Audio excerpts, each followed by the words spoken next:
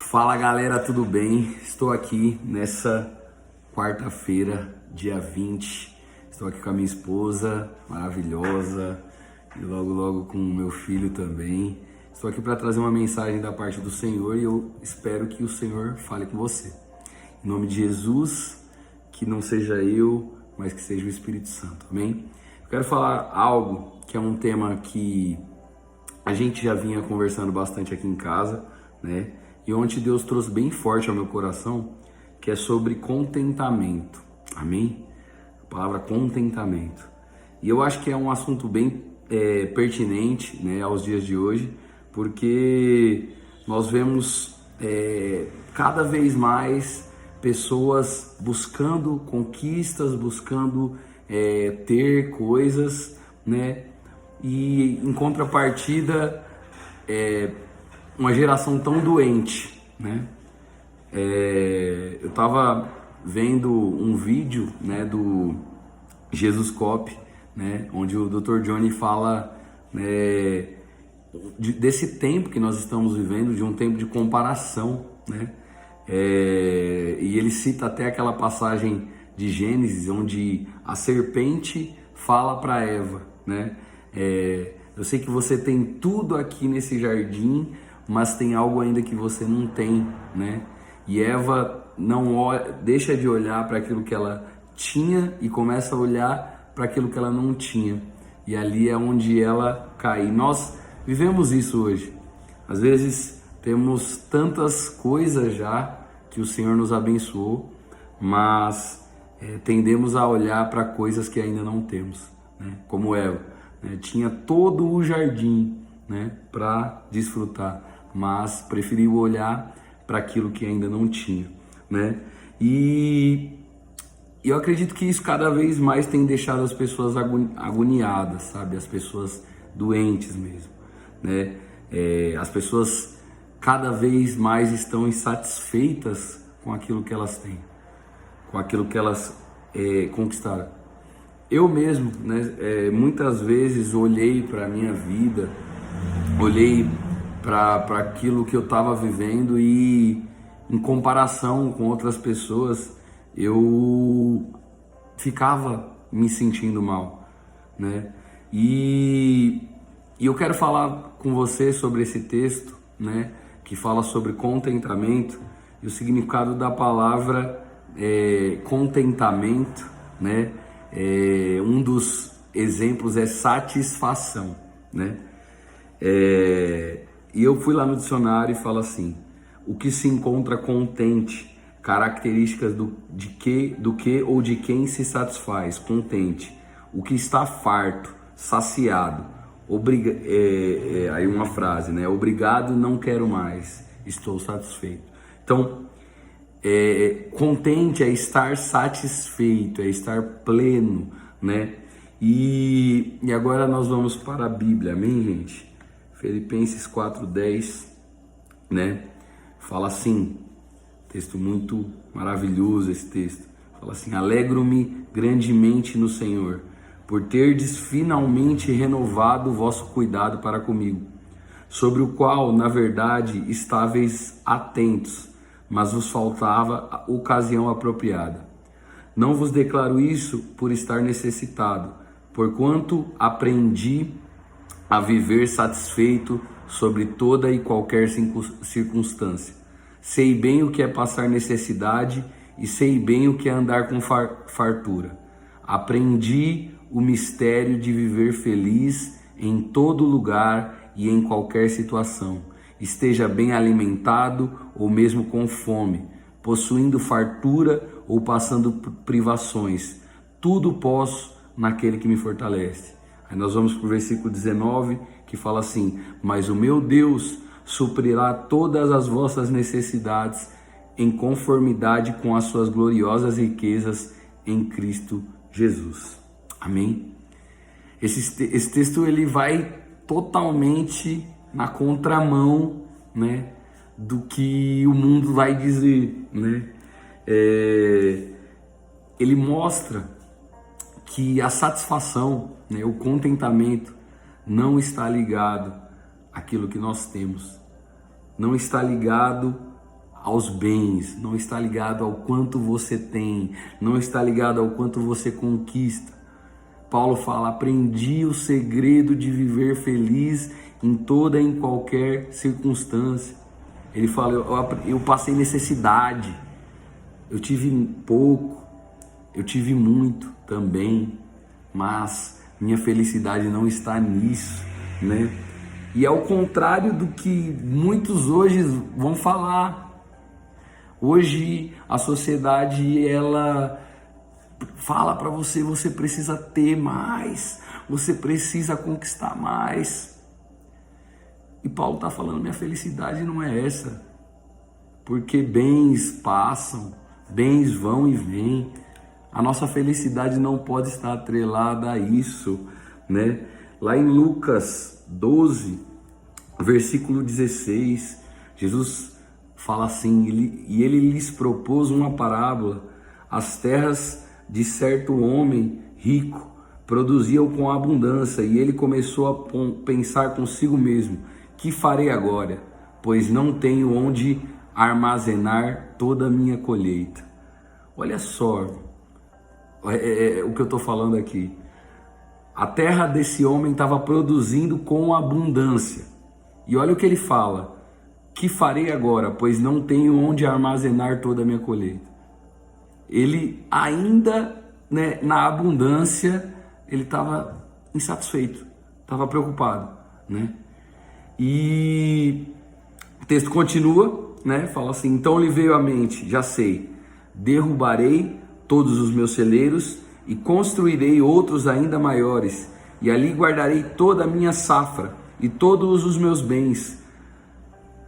E assim direi à minha alma: tens grande quantidade de bens depositados para muitos anos.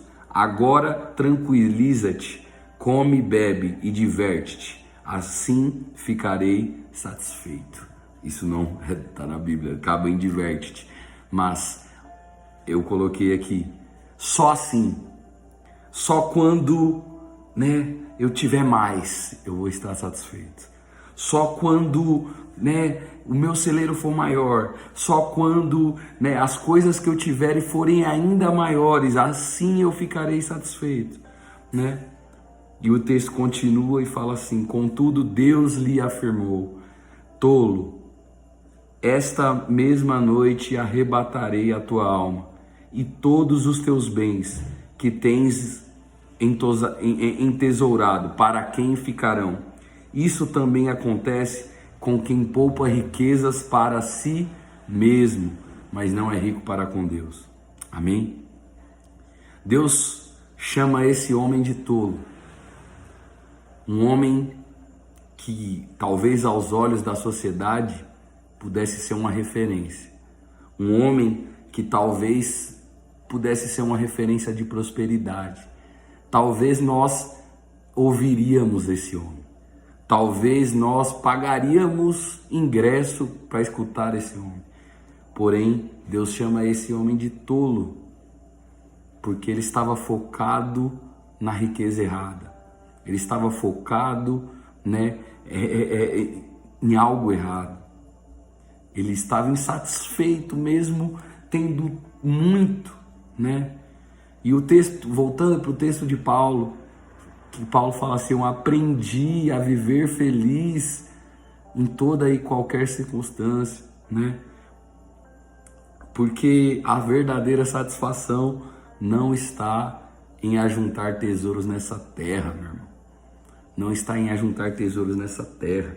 Mateus 6,19 diz assim: não acumuleis para vós outros tesouros na terra, onde a traça e a ferrugem destrói, e onde ladrões arrombam para roubar, mas ajuntai para vós outros tesouros no céu, onde a traça e a ferrugem não podem destruir, e onde ladrões não arrombam e roubam, porque onde estiver o teu tesouro, ali estará o teu coração.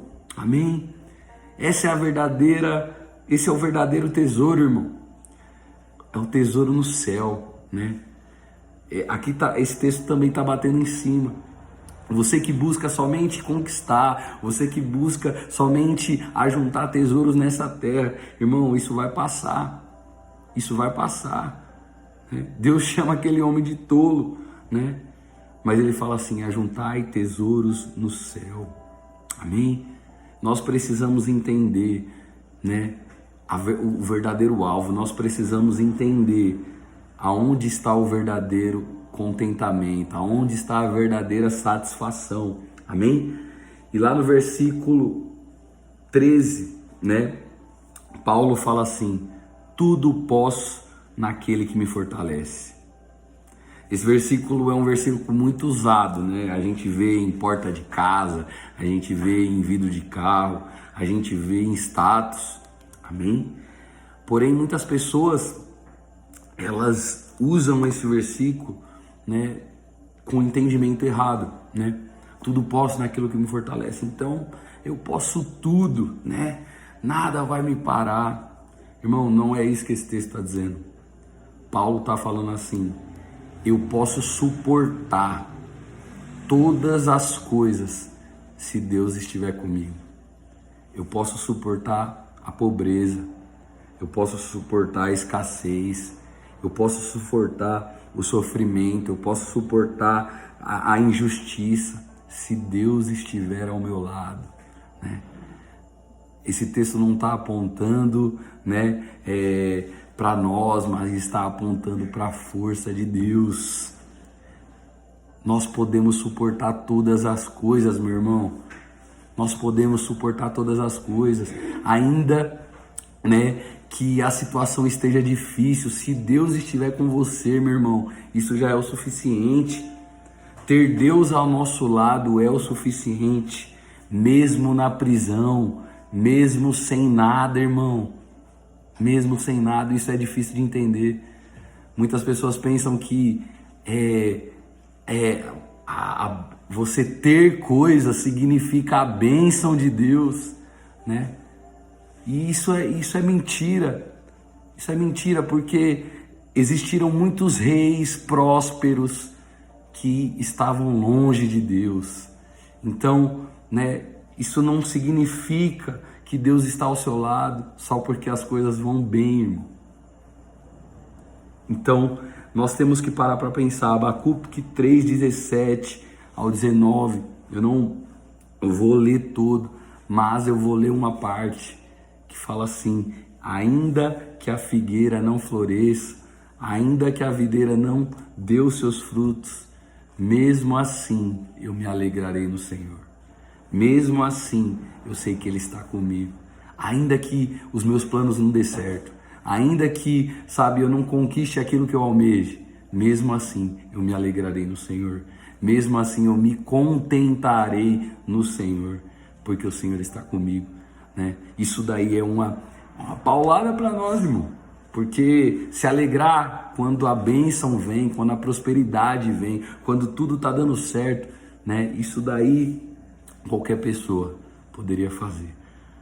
Mas você se contentar que Deus está com você, né? Você se alegrar mesmo os seus planos, as suas conquistas não vindo, isso é para quem tem fé e para quem crê. Amém? E o segundo ponto que eu quero trabalhar com você sobre aonde está o verdadeiro contentamento é o tópico: a nossa riqueza está em Cristo. João 6:27, eu vou ler com vocês. Esse texto aqui eu não separei, mas eu vou abrir. Só um momento, galera.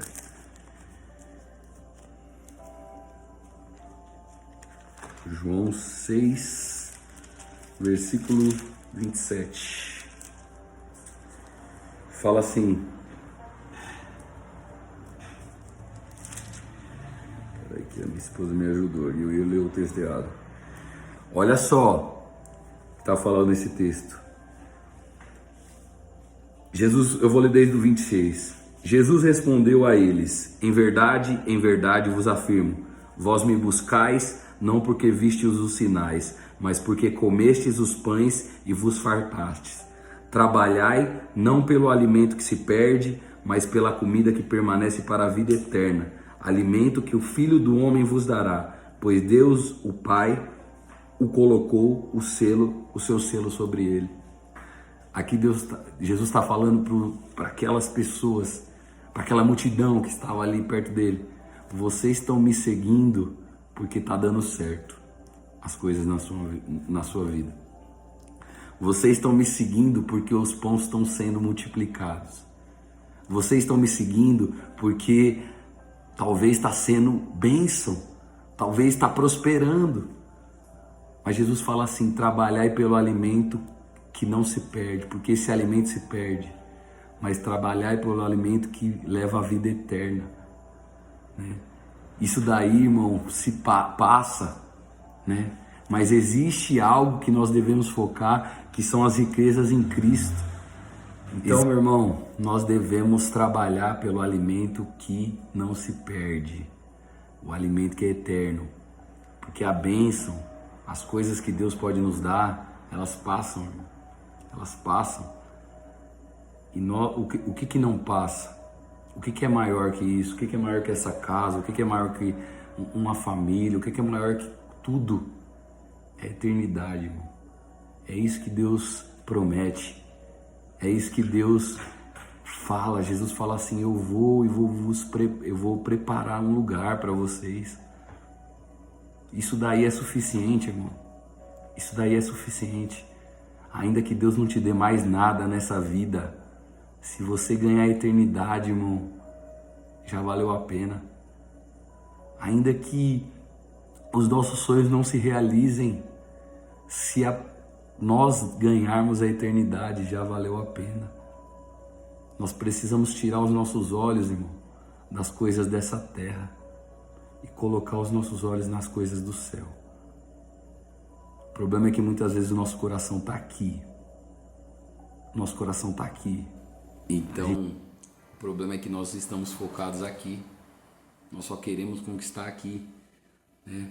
Mas existe uma vida além daqui, irmão, né? Mas a palavra de Deus fala assim, que aquele que quiser ganhar aquela, tem que perder essa.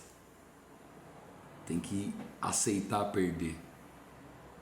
Não quer dizer que nós vamos viver uma vida miserável, não. Mas quer dizer que você tem que aprender a viver contente em todas as situações, se o Senhor estiver com você. Porque isso é o suficiente. Amém? E o último texto que eu queria ler está em Lucas 16, versículo 19.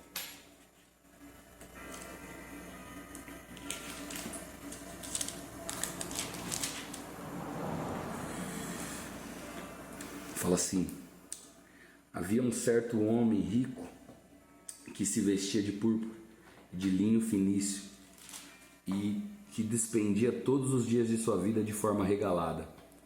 E havia também um outro homem chamado Lázaro, que coberto de chagas vivia a esmolar, e fora abandonado no portão do homem rico. Lázaro ansiava por alimentar-se ao menos das migalhas que porventura viessem a cair da mesa do rico. Até os cães vinham lamber suas feridas. E assim chegou o dia em que o mendigo morreu, e os anjos o levaram para junto de Abraão. Entretanto, o homem rico também morreu e foi sepultado. Mas no Hades, onde havia em tormentos, ele olhou para cima e observou Abraão ao longe, com Lázaro ao seu lado. Então gritou: pai Abraão, tem compaixão de mim, e manda que Lázaro molhe a ponta do dedo e me refresque a língua, porquanto estou sofrendo muito em meio às chamas. No entanto, Abraão lhe replicou: filho, recorda-te de que recebeste todos os seus bens durante a tua vida, e Lázaro foi afligido por muitos males. Agora, entretanto, aqui ele está sendo consolado, enquanto tu estás padecendo. Além do mais, foi colocado um grande abismo entre nós e vós, de maneira que os que desejam passar daqui para vós não consigam, tampouco passem de lá para o nosso lado. Diante disso suplicou: pai, então eu te imploro que mandes Lázaro à casa de meu pai, pois tenho 5 irmãos. Permite que ele os avise, a fim de que eles também não venham para este terrível lugar de sofrimento.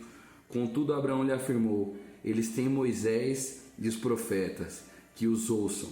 Mas ele insistiu: não, pai Abraão, se alguém dentre os mortos for ter com eles, certamente se arrependerão. Abraão, concluindo, lhe afirmou: se não ouvem a Moisés e aos profetas, tampouco se permitirão converter, ainda que ressuscite alguém dos mortos. Amém? Texto forte demais, irmão, para selar aquilo que nós estamos falando aqui, né?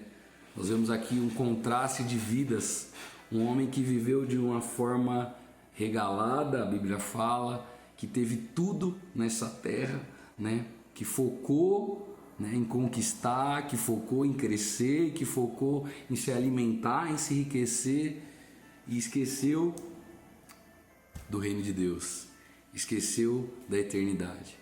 E Lázaro, né, um mendigo, a Bíblia cita, por mais pobre que fosse, ele tinha uma riqueza no coração. Ele tinha uma promessa que haveria algo além dessa vida, né? E olha o que esse texto está falando, irmão. Esse rico fica louco quando ele descobre que ele entregou a vida dele aqui, que ele deu tudo que ele podia dar aqui, nossa, que ele focou em conquistar, só que ele esqueceu do reino de Deus. Ele fala: deixa eu avisar minha família, deixa eu avisar meus irmãos, deixa eu avisar, eu preciso avisar, eles estão com o foco errado, eles estão com o alvo errado. E Abraão fala assim: ainda que um morto ressuscite, se eles não se arrependerem, nada pode livrar eles. Então, meu irmão, nós precisamos, assim como a palavra de Deus fala, focar nas coisas que são do alto. Nós precisamos olhar para as coisas que são do alto, né? A Bíblia vai falar assim, que as nossas leves e momentâneas tribulações estão produzindo para nós uma glória eterna. E aqui a gente pode ver, esse homem teve sofrimentos, teve tribulações, mas ele alcançou a eternidade. Ele alcançou a eternidade com Deus. E é isso que Deus quer colocar no nosso coração. Valores eternos, irmão. Valores eternos. Nós precisamos focar naquilo que é do céu. Amém? Não em buscar somente riquezas para nós, não somente em conquistar, mas ser rico para com Deus, né? Ter um coração entregue, ajudar as pessoas, amar a Deus sobre todas as coisas. É isso que importa, meu irmão. É isso que interessa. Então, era essa palavra que eu queria trazer para você hoje. Coloque os seus olhos naquilo que é correto. Viva contente, né? Porque Deus está com você, né? Esses dias eu estava conversando com a minha esposa. Cara, nós temos tudo. Nós temos tudo. Às vezes, tipo assim, eu tô fazendo a minha casa aqui, na casa nova, meu filho vai chegar, e às vezes, pô, quero colocar uma cortina, tá faltando tal coisa. Mas, mano, se você for olhar bem, velho, a gente tem tudo, né?